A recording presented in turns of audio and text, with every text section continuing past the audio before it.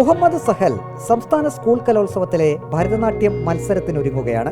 Makeup man Shameer Muvattupuzha യാതൊരു പ്രതിഫലവും വാങ്ങാതെയാണ് Muhammad സഹലിന് makeup ഇടുന്നത്.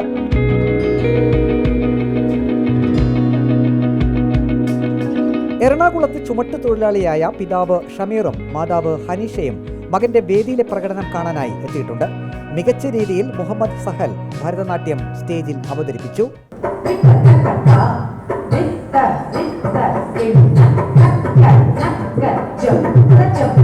ഭരതനാട്യം അവതരിപ്പിച്ചു കഴിഞ്ഞപ്പോൾ പിതാവ് ഷമീറിന്റെ കയ്യടി. 7 വർഷമായി മുഹമ്മദ് സഹൽ നൃത്തം അഭ്യസിക്കുന്നു.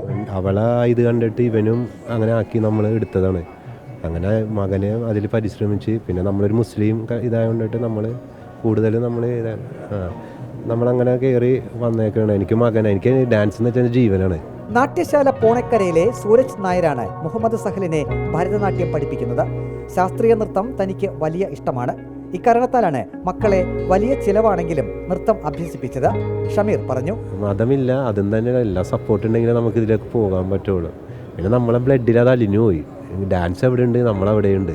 മുഹമ്മദ് സഹലിന്റെ സഹോദരി സഹല നർഗീസ് 3 പ്രാവശ്യം സംസ്ഥാന തലത്തിൽ നൃത്ത ഇനങ്ങളിൽ വിജയിയായിട്ടുണ്ട്.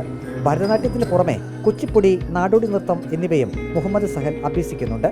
തേവര സേക്രഡ് സ്കൂളിലെ +2 വിദ്യാർത്ഥിയാണ് മുഹമ്മദ് സഹൽ.